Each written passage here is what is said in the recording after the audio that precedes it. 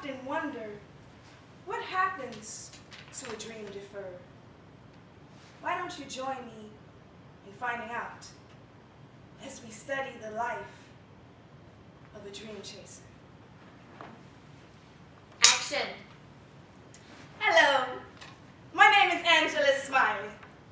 No need to ask any questions. It's my stage name.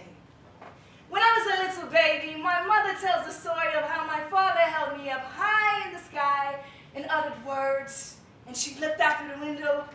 "What are you doing? You're gonna drop that baby!" He said, "Leave me be. This baby's gonna be a superstar."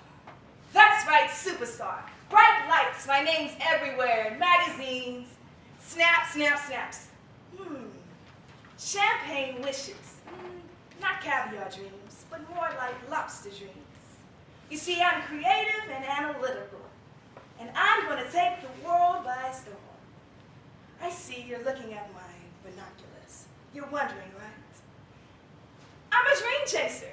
We look for possibilities everywhere. They're all around us, and we like to magnify our dreams.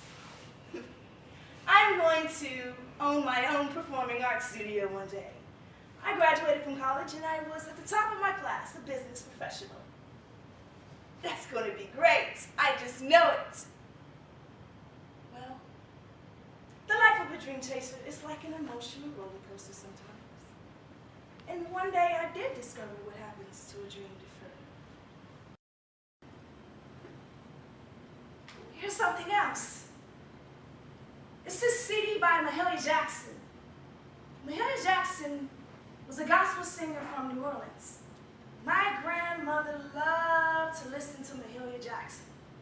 She would sing, and she would dust around the room and start humming. And all of a sudden, she would say, "How I got over.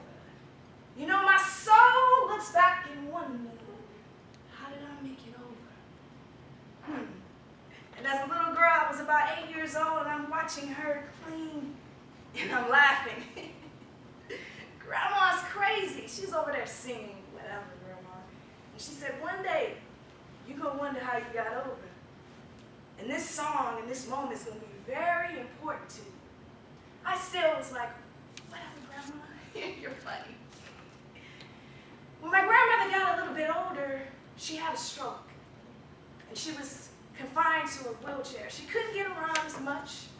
She wasn't dusting and sweeping the floor, singing anymore. But she still had this spirit of resilience. And my mother brought over a CD player and Mahalia Jackson's greatest hits. And my grandmother was still humming, but this time, instead of the broom or the duster, she was just snapping. You know, my soul looked back and wondered how I got over. And she would also sing a few other songs by Mahalia Jackson. Joshua fit the battle of Jericho, Jericho, Jericho. Joshua fit the wall of Jericho. And the walls came tumbling down. Hallelujah. But I love my grandmother's spirit. She was still singing. She was still energized. You're thinking, how can you be energized in a wheelchair? You can't get around as much. But life is not over in the valley. You just have to keep on moving forward. When my grandmother passed away, my mother and her siblings went over to my grandmother's house. My mother grabbed the CD player and the CD. And when I found out, I said, "Mom, can I have that CD? I want a piece of my grandmother." So every day, when I'm feeling a little low, I'll listen to How Did I Get Over? I've been waiting for this moment all of my life. This moment is beautiful, like the vibrant colors of a rainbow after a thunderous, heart-wrenching, emotional storm.